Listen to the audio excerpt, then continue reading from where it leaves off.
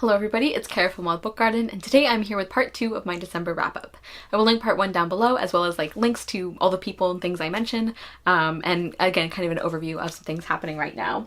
So, I mentioned in my last one that we were going to start off with a string of 5 stars, so I'm very excited about that. The first book I'm going to talk about is Gullstruck Island by Frances Hardinge. This was a reread, and this was for mine and Hannah's Frances Hardinge read-along. I will link that live show down below. It's a favorite for both of us, so it was basically an hour and a half of us just gushing about this book. This is a fantasy novel, and it's set on this island called Gullstruck Island, and in this setting, there are people called Lost who have the ability to send their senses out of their body. And at the very beginning of this book, something happens where all of the Lost except one die. And the only one who doesn't die is our main character Hathin's sister, whose name is Arilu. And so Hathin is kind of trying to figure out what happened, like why all of these Lost suddenly died. She ends up getting caught up in all these conspiracies and like these politics and things going on right now, and these different factions and groups. And she also ends up getting involved in a revenge quest because of some things that happened at the very beginning of the book. And yeah, I just love this book so much. This is one of those books that I just think this is a fantastically crafted novel. Like, obviously there's going to be variations in personal taste, but I think as far as like quality of the book, I think pretty much whatever you like in stories, you'll be able to find it here. Like, if you're a character person, if you are a plot person, if you like really interesting like worlds or settings, like just this book does everything really, really well, and I love it. Hathin is one of my favorite main characters I have ever read in anything. I just adore her so much. I admire her so much, like the way that she can be so compassionate when she has had these horrible, horrible things happen to her, because this book does not pull punches. This is, like I said in the live shows, like this is one I just want to like shove at people who say that middle grade can't be serious or they can't deal with serious things in a thoughtful way, because this book deals with a lot. It deals with grief and like genocide. It deals with colonization and xenophobia. Like, it's such a thoughtful book, and yeah, I really love Hathin. I think the characters in general are just fantastically written. I really like some of the side characters, like the people that she meets along the way who kind of help her on her quest. I think her relationship with her sister Arilu is really, really interesting. I think the world and the setting of this book is just so well thought out. Like the different, like the world building itself, and like the setting, and like the different groups and how they relate to each other, and like different like religious beliefs and like that kind of thing. I think the plot is incredibly gripping. There's actually quite a big mystery subplot in this one, because we're trying to figure out like what happened to the Lost and why this happened. And I thought that was really interesting. And like I said, I think the commentary in this book was just really fantastic, because Hathin is a member of the Lace tribe, and there's a lot of stuff in this book about how the colonizers, like the Caval Caste people, like view them and treat them, and like different groups and how they relate to each other. And this is just like such a brilliant book. I think this would be actually a really good one to start with, maybe if you want to try Frances Hardinge, but like you're not sure where to start. This is one of my favorites from her, and I think it's one of her best, and I think it's a good one to start with. Also loved her writing, as I always do. So yes, 5 stars again. And then, for the very first time, I read A Christmas Carol by Charles Dickens, and I've actually talked about this a few times already. If you saw my Christmas Carol book tag, you will have already heard a little bit about this. But I've been meaning to read this story for a while, and I just hadn't gotten around to it. And then one night, I just was in the mood for it, so I picked it up thinking I would read like a couple chapters maybe, or like one of the sections, and I read the whole thing. I just loved it so, so much. And this is a bind-up of several stories, so the actual Christmas Carol story itself, is only 72 pages in my edition, but it definitely packed a punch for me. I think a lot of people know this story, but basically Ebenezer Scrooge is this like greedy, cruel old man who gets visited by 3 spirits one night. I think it's Christmas Eve. And one of them is the ghost of Christmas past, one of them is the ghost of Christmas present, and the other is the ghost of Christmas yet to come. And they all kind of take him on various journeys. They take him to see different people and different memories and different things that are happening, or that could happen, or that will happen, and with the intention of getting him to like repent and become a better person. And yeah, it's a very simple premise, but I was just blown away by how much I loved this story. I've mentioned how I have seen adaptations of like movie versions before. I think I've seen a play version that I really loved. So like I've seen adaptations I have enjoyed, but I did not expect this story to get to me the way it did. I think because a lot of the adaptations I've seen, they really like, I don't know, they kind of play up like the cheesiness a little bit, which is not necessarily a bad thing. As I said, I think that people who enjoy those adaptations, sometimes what you're coming there for is that kind of sugary sweetness, which is fine. But the story itself doesn't really have that very much. Like, there's definitely a few moments like that, but overall it's really, really genuine. And I really loved that. I also really loved the writing. Like, I forgot how funny Charles Dickens can be. So I really enjoyed that. And I just think what this book does thematically is pretty amazing, especially for when it came out. Like, the commentary it has on like industrialization and commercialism and capitalism, and just like about like having access to like opportunities and like decent healthcare and like all of these things. Like, those things don't always get, I think, translated in adaptations as much, or that we don't always think of as being such an important part of the story. But I think it's the biggest part of the story is that commentary, and I just really loved it. Like, there are so many scenes in this book that are just so like visceral. Like, I'm thinking of the one with when Ebenezer Scrooge sees like ignorance and want, and like the way that that scene like is written and the way that plays out. Like, and like the way that the things like the things that Scrooge says, it's like there are people today who say these things and talk this way about like lower income people, and like there are many politicians who talk this way, and it just was very affecting to see this story of like redemption for somebody like that. And yeah, I just think it was really beautiful. Also, you definitely don't have to celebrate Christmas to, I think, get something out of this story and enjoy it. But one thing that I did like about it is it was nice to see it was nice to see a story about kind of the heart of Christmas, not specifically about the nativity or anything, but like the idea of Christmas as a time for selflessness and for joy and for hope in darkness and all of that. And like those things, like seeing those things I think represented in this story was just like, it was really nice for me. I really enjoyed that. Again, not that that's like a huge focus of the book or that it would be off-putting to other people. It's just something that that occurred to me as I was reading it. And some things that I thought was really interesting is, and I don't know if this is based on adaptations or just me like misremembering the story, but I thought it was interesting that Scrooge was not as reluctant as I expected him to be at some parts. And I also thought it was really interesting that when we get his backstory, it's not like, oh, he had a horrible life full of suffering and that's what led him to be so selfish. It's like he had actually a really good life and there was really no excuse for it. So I just thought that was interesting. It was like the book was clearly showing that he chose to put money above people over and over and over again. Like, it wasn't like there wasn't even any like extenuating circumstances, you know, that you could argue had an effect on him. It was just like his decision 100%. So I just thought that was interesting. But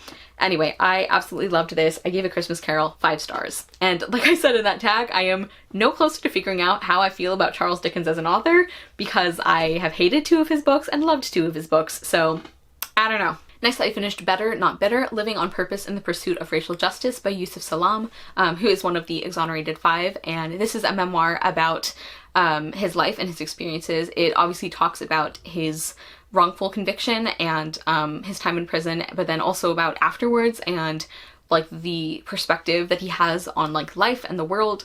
This is also in large part a spiritual memoir because Yusuf Salaam talks a lot about his faith in Islam and how that really pulled him through a lot of the horrible things that he went through. And yeah, I thought this was fantastic. This was a nonfiction book I was definitely looking forward to, and it absolutely lived up to everything, to all of my expectations. Like, I think Yusuf Salaam is just a phenomenal writer, first off. I think he's really good at being like approachable and engaging, while also not like simplifying or like sugarcoating or anything. I think that he did a really great job too of kind of balancing the like look at his conviction and like leading up to that, and then like his time in prison, and then like his life afterwards, both before and after the exoneration. And like, it didn't always follow a strict timeline, which can sometimes be confusing, but in this book it really wasn't. I think he did a great job with that. Again, I found the spiritual memoir aspects to be really interesting, and I really enjoyed reading those. I think that as a general nonfiction book, this also does a really great job of looking at the criminal justice system in America and what it is intended to do, which is exactly what it's doing. There's been a lot of discussion, I think, recently, like before this as well, but I think more today than ever about how saying that the system is broken is not really true because it's actually doing what it's intended to do, and I think this book makes that very clear. I also am just very struck by what an amazingly compassionate and hopeful person Yusuf Salam is, because I think it would have been understandable if after the things that he went through it did make him bitter, you know, as the title of the book says, but it didn't. And not to say that he brushes off what happened to him or that he should do that, because he absolutely doesn't, but his perspective on the world overall is like he talks about how you can be, you know, fueled by your anger and hurt at injustice and use that to, like, you know, make change in the world, but also how that doesn't have to make you a bitter person. Like, I just think that it's pretty amazing that he came out of these experiences not hating the world, you know? But yeah, I just really love this. I feel very grateful that Yusuf Salam has shared his story like this, and I gave Better Not Bitter 5 stars. Next, I finished The Christmas Sisters by Sarah Morgan. This is my first Sarah Morgan book, and I had her recommended. I heard Bethany from Beautifully Bookish Bethany talk about her. She speaks very highly about her books, and she always really enjoys her Christmas books, and I had this one. I had bought this one on her recommendation, and I finally got around to it this year. I think I bought it last year, and I really, really enjoyed this. So we are following kind of 4 storylines, I guess. So we're following these 3 sisters. Posey, who is still at home in Scotland, and she does like a rock climbing, she helps run like a rock climbing business, and also helps her mother run their like cafe, and it's like a small village setting. Beth is a stay-at-home mom who lives in New York, and she's coming home for the holidays. And then our other main character is Hannah, who also lives in New York, and she's like a workaholic and very like distanced. She's very much distanced herself from her family, but they're all going to be home in Scotland for Christmas at the same time. And then we're also following their mother, Suzanne, and we're kind of learning more about the past of this family, about maybe why they've drifted apart. Also, each of the sisters is dealing with something that's causing them a lot of like stress and anxiety. Like, there's like a big conflict that they each have. Like, Hannah has this big secret that she's hiding from people that she's not sure like what to do with, and Beth is trying to decide if she wants to go back to work. She's feeling like really underappreciated by her husband for all that she does for their 2 kids. And then Posey is trying to figure out how to tell her mom that she kind of wants to travel. She doesn't necessarily want to take over like the family cafe business and everything like everyone always assumed she did. And it's just about like all of these sisters dealing with these conflicts, also again following Suzanne, and just following this family and learning more about them, like their past and what maybe has come between them, and trying to work through that. And then there is also like some various romance subplots in this book, and I like really enjoyed this overall. I think it's very, like, the writing was very engaging. I found the main characters we were following to be interesting. Like, I just really felt like our main characters were really well written. I loved the family dynamics and how messy those were and complicated they were, and how you can, like, you see this underlying love that they all have for each other, and you just want them to like talk about it. And a couple of things that really surprised me is how, like, the fact that I ended up forgiving Jason, who is Beth's husband. I'm very impressed with Sarah Morgan as a writer, because I was like, Jason sucks, like, leave him, he's the worst.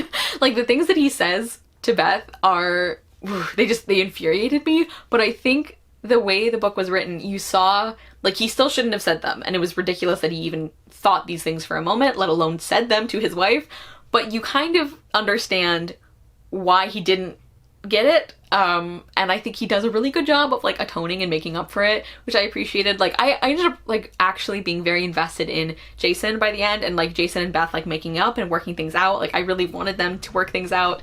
And then I also was really impressed by the way that Beth's 2 kids were written. She has 2 daughters, Melly and Ruby, I think are their names, and I really loved them. I think they were written so well. I think a lot of times when writers are telling stories that are primarily targeted towards adults, but then there are kids in the book, I think a lot of times they end up just to be like props, or they end up very like obnoxious, or like they're supposed to be cute but they're just annoying kind of things. But I did not feel that way at all. I think Ruby and Melly were written so well. Like, I really enjoyed all of their scenes because they felt like real kids, and like they felt like their own people too, which like kids are. So I just really liked that. Really the biggest like negative for me was the romance aspect of this book. I kind of had varying levels of indifference. Like I said, I did end up very invested in what in seeing Beth and Jason work things out, but Hannah's romantic subplot, like, I cared a little bit more near the end of the book, but overall I didn't really have any feelings about him. And then Posey's romantic subplot, I'm like, why are you even here? Like, Luke, what are you doing? Go home. Like, I could not care less about Luke. Like, he was just not interesting for me at all. So, as a romance, this wasn't like my favorite thing, but everything else about it was just excellent, and I gave The Christmas Sisters 4 stars. Next, I finished Wandering Sight by Melissa McShane. This is the second book in the Extraordinary series, and this is a companion series set in an alternate history and also historical fantasy. It's set around 1812, but like various historical things have not actually happened. And obviously there's magic. And in this book, we're following Sophia Westlake, who is a widow, and she was also working for the War Office. She's a seer, and she's an extraordinary seer, which means that she has even more powerful abilities and like different kinds of abilities than most seers do. She can dream, and she uses these things to predict like the future and like things that are happening in the present and all of this. And she did a lot of really important work for the War Office, some of which we heard about in the first book. But then prior to the start of this novel, we find out that she uncovered that somebody very high up in the government was embezzling money. And she exposed him, and somehow he was able to hide the evidence so that it looked like she was mistaken. And Sophia knows that's not the case. Her visions are never wrong. She's very good at what she does. She's very good at interpreting her dreams. So she knows she's right. But she's not able to prove it, so she gets kind of let go from the War Office, kind of in disgrace. Like, they're not making it public yet, but she hates that people think that she made a mistake when she knows she didn't. And also that this guy is still walking free and still committing crimes, still like doing bad things, and she doesn't want to let that stand, so she decides to go after him. And she's back in London, and she ends up getting like very fixated, kind of obsessed with getting revenge on this man and bringing him to justice and proving that she was actually correct. We also get to know some of her friends who are like sometimes trying to help her, sometimes trying to like hold her back and make her take care of herself. And like a lot of the plot is focused on Sophia trying to get more evidence so that she can actually like bring this guy to justice. And I didn't like this one as much as book 1, but I did still really enjoy it.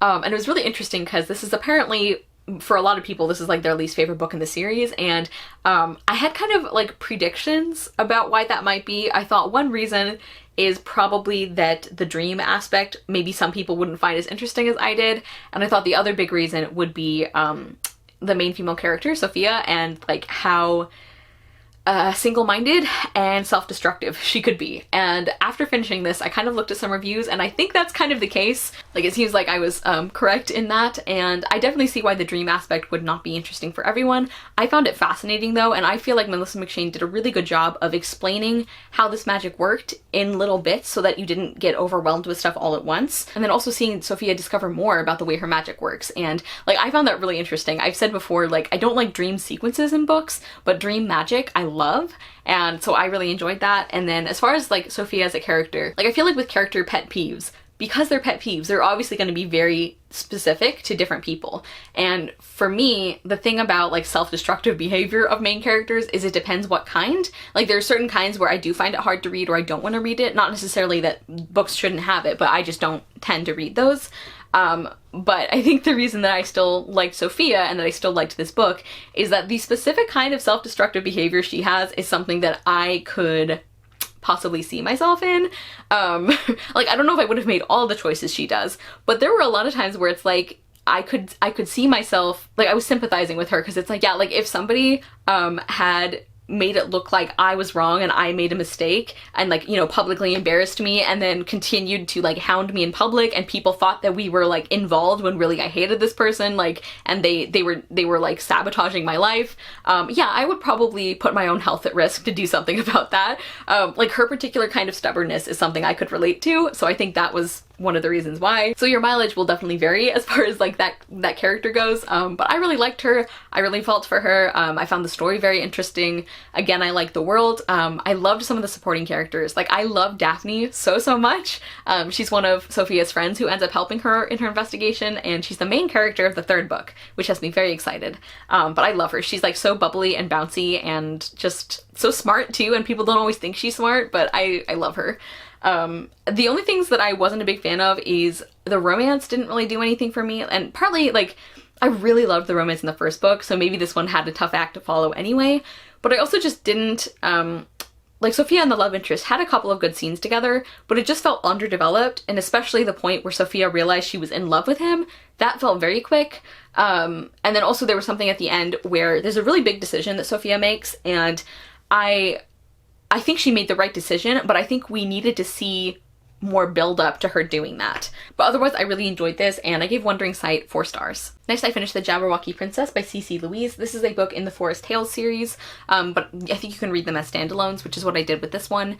And this was a retelling, kind of like it's inspired by the Jabberwocky poem by Lewis Carroll, which is very interesting. I've never read a retelling of that story before, and we are following a few different points of view. Our main character is a kitchen maid named Kinda, and her father was a famous like monster hunter, but then he disappeared, is presumed dead after some mission he went on where like all the other knights ended up dead, so there's like some suspicion about what happened. And Kinda is a kitchen maid, but she's always wanted to follow in her father's footsteps. She's actually very well informed about all this monster stuff, and she could be really good at it if people gave her a chance. And then she ends up getting a chance because Prince Ander, who's like the prince of the castle that she works at, he is the latest champion chosen to try and slay this monster, the Jabberwocky, and in return he is going to be awarded the hand of the princess because this monster is like terrorizing a neighboring kingdom. So he's going to travel to this kingdom and like defeat the monster and get to marry the princess, which is what both like royal families want this, and Kinda ends up going along because of her monster expertise. So she goes with Prince Ander's like group of knights and everything, and along with her is her friend who is named Larkin. Larkin is his name. So they end up going all together on this adventure, and this was fine. I liked some of it. I was a little disappointed because the premise of the book, the way it was talking about the dynamic between Prince Ander and Kinda, I thought was really interesting because they end up spending a lot of time together, and they each have like misjudged the other person. Like Ander has thought, like many other people do, that Kinda is just like the daughter of this disgraced like knight or like monster hunter, and that she's kind of weird and like nobody wants to talk to her. Like don't spend time with her. And then Kinda has grown up thinking of Ander, like pretty much everybody does, as like the party boy. Like he's not like the prince that's gonna inherit. He's kind of just like the one who's out carousing, having a good time, like being a womanizer, that kind of thing.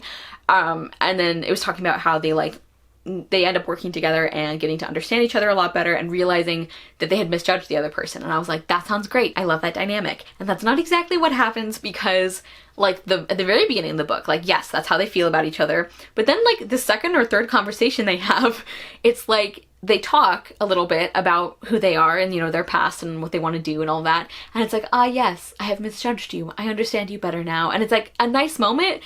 And I'm like, this is nice for you, but I'm a little bored. Like, basically, I was expecting some real good hate to love, and that's not really what happened. So I was disappointed in that. I did like Larkin, though. I was pleasantly surprised by him, because I feel like in a lot of these, like, fairy tale inspired stories, the main female character often has a male best friend who is either a knight or a stable boy, and he's kind of both. And they're usually very flat characters, but I actually liked Larkin. He was nice. I also like that we got a point of view from the princess character that Ander is supposed to marry. Like, she actually got her own point of view, which I thought was nice. The characters were likable people. Like, this was definitely a quick read, and I enjoyed some parts of it, but it was just kind of like middle of the road for me overall. I did like the way that the resolution in the conflict kind of played out, like the timing of that at the end of the book. But overall, I was just wanting more from this, especially like the romance and like character development, and even like some various plot things. So this was fine. I gave the Jabberwocky Princess 3 stars. Next, I finished Hiddensee by Gregory Maguire. This is a Nutcracker retelling, and this was a casual buddy read with my friend Hannah from Snow White Reader. And yeah, like I said, this is kind of a Nutcracker retelling. Like, it is and it isn't, because we're following Drosselmeyer, basically, or the person who will become Godfather Drosselmeyer. And this is such a weird book. Like, I don't think Gregory Maguire is for me, because I really didn't like this, and I actually liked it even less than the other book I read from him, which I was also disappointed in.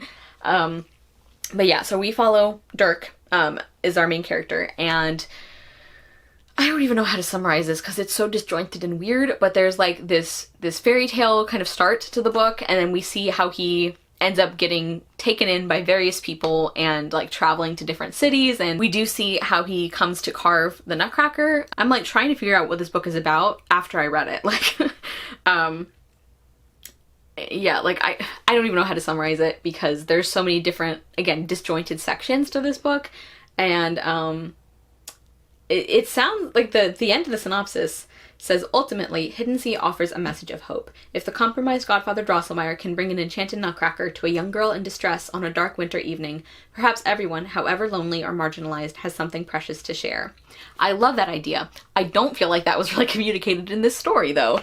I'm just giving up on summarizing this. Like, I will link the Goodreads page maybe if you want to, like, read what it's actually about, but I can't summarize it. And, yeah, I did not like this.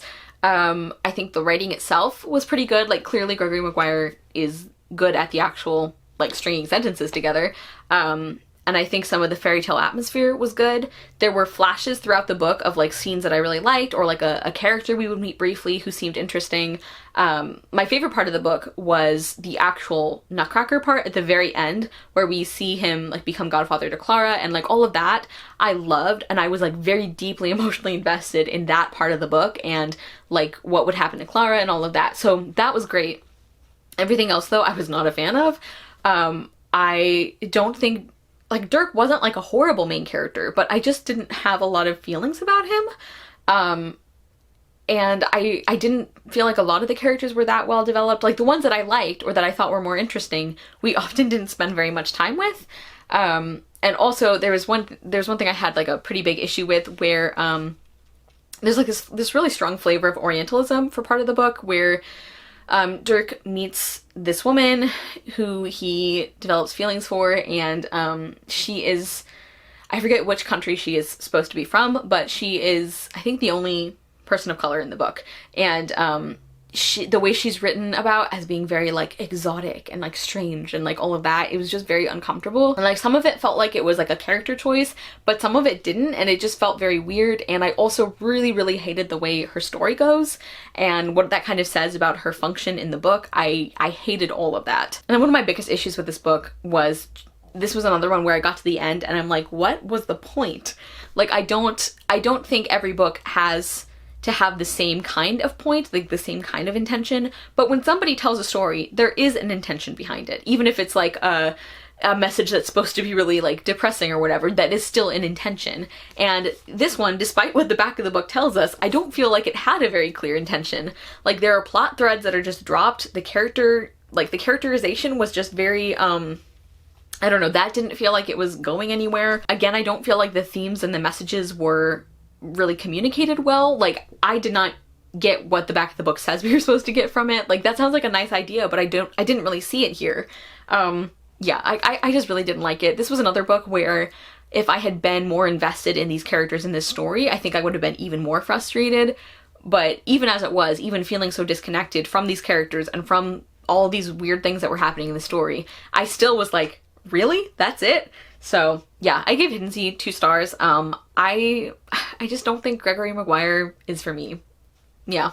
And then finally, the last book I read in December and the last book I read in 2021 was Midnight in Everwood by M.A. Kuzniar.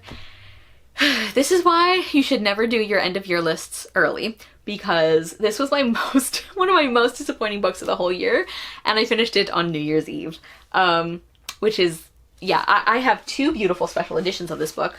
One of them has the sprayed edges. One of them has the design under the dust jacket. And I did not like this book. I'm so sad, you guys. Like, nobody is more upset that I didn't like this than I am. This is one of my most anticipated books for the whole year. So this is another Nutcracker retelling. And we are following Marietta as our main character, and this is set in the early 1900s, I believe, and she's very passionate about ballet, and she's very good at it, and that's what she wants to do with her life, but she's like an upper-class lady, so she's expected to give this up and to get married and just do what her family and her future husband wants, and she doesn't obviously want to do that. So we spend the first part of the book setting that up. We meet the Drosselmeyer character, and she ends up getting transported to this magical world called Everwood. I can't believe I forgot it. It's like in the title. So she gets transported to Everwood, and she gets, it looks really like beautiful and like magical and like a fairy tale, but she finds out very quickly that there's a lot of darkness here and that she's trapped here. And that this evil king is keeping her here, as well as other characters, these other women that she meets kind of as his pets, and that they're in a lot of danger here. And she wants to get back home, And that's kind of where the book goes. She also ends up meeting a captain of the guard and forming this kind of connection with him. Yeah, I'm so sad that I didn't like this. I'll start with the good things. I really admired Marietta's ambition. I loved how dedicated she was to ballet and that she wasn't willing to give that up. And probably my favorite thing about the whole book was the ballet aspect itself. You can really tell that M. Kuzniar loves ballet and knows things about ballet. Like even just like the references she uses, yeah, she mentions like Anna Pavlova, but she also mentions Marie Taglioni, who is the person who's credited with first dancing en pointe, so on point shoes. And then she also mentions like Pierina Legnani, who is the person who like originated the 32 fouettes, which I will link a clip down below of that because it's pretty amazing. It's like people start clapping as soon as the ballerina starts doing them because they know how amazing it is like gonna be. So like little things like that I loved. I am an enthusiastic ballet amateur. Like I just really enjoy it and I really like learning about it. So these are things that I recognize and that I loved seeing. I also thought some of the vibes were good, and there were a couple of things about the ending that I liked, but that was pretty much it. Marietta was such a flat character. Like I said, her ambition was the most interesting thing about her, but it was also kind of the only thing about her. Like she had no personality besides ballet, and I love ballet, but like that wasn't enough to like make me care about her very personally. I just think the characters in general were pretty flat. Like I liked Perlipata and Delara most of the time, and I liked Captain Legat, who's like the captain of the guard that she meets. Like I liked them most of the time, but it was very, very distant and I don't feel like they were super well developed. I also really didn't like the writing. It was like clearly supposed to be very atmospheric, and once in a while there were some beautiful lines, but it just felt very overwrought. And the thing it kept, like, the thing that really got me was how stilted a lot of the dialogue felt. I guess it was supposed to feel like fairy tale-esque or like period appropriate, but it was just jarring. And like the example, like this is not an example that actually happens in the book, but it's like this kind of feeling is like as if one character was speaking to another character and they were like, "Would you braid my raven locks for me?" Like nobody would say that at no time in history. Like, you don't talk that way when you're talking to another person. Like, maybe in narration that would make sense, but if you were talking to somebody, you'd be like, "Would you braid my hair?" And it just kept happening over and over and over. I was also incredibly bored through this book. Like, it was so boring. And I also really hated how, I don't know, how like generic the feminism felt. So many scenes and conversations of this book felt staged so that Marietta could either out loud or in her narration have like a feminism 101 moment is how I said it in my Goodreads review. And the basicness is not the problem, because like feminism is a pretty basic concept. That's kind of the point, is that it's basic and it should be common sense. But the thing that was very grating about it is that it got like spoon-fed to us like over and over and over, and in circumstances that it felt like the whole scene or the whole conversation was clearly structured just so she could say this or just so she could have this moment. And that was really annoying. And then as far as like the things that I didn't like or dislike, they were kind of just meh. Like the romance, like I was mildly interested because frankly it was the only marginally interesting thing happening for most of this book, but I wasn't that invested. I didn't care that much. Also, that scene in the forest was weird. I don't care what anybody says, that was bizarre. So like, yeah, that was I guess a disappointment as well. And just like my feelings on the ending, I guess this is the theme for several books I've read recently, which is like, I think the ending would have been more frustrating if I was more invested. So, but I wasn't. So as it was, there were some parts I liked and some parts where I was like, wow, that's it? I guess I'm glad I wasn't like super into this. I don't know. I don't think I'm making sense anymore, but I am incredibly sad that I didn't like this book. And now we have two beautiful copies of a book I didn't even like. So I gave Midnight in Everwood 2 stars. I'm a little devastated about it, but yeah. And that's one of those cases where like, is part of the problem that I had really high expectations? Like maybe. But also, how do you make yourself not be excited for something that sounds perfect for you, you know? Like, I don't know what I could have done, but a lot of people really love that one, so feel free to ignore my review, but it was not a winner for me. tragically. So those were the rest of the books that I read in December. Please comment down below and let me know if you have read any of these books, what you thought of them, or if you're going to pick them up. Let me know a disappointing read and a favorite read that you found recently, because that's one thing. It's like, yes, I read one of my most disappointing books on New Year's Eve, but also in December, I found a new favorite, which was A Christmas Carol, so that's nice. Yeah, so just comment down below and let me know that. Thank you guys so much for watching. I will see you soon with another video, and I hope you love the next book you read. Bye!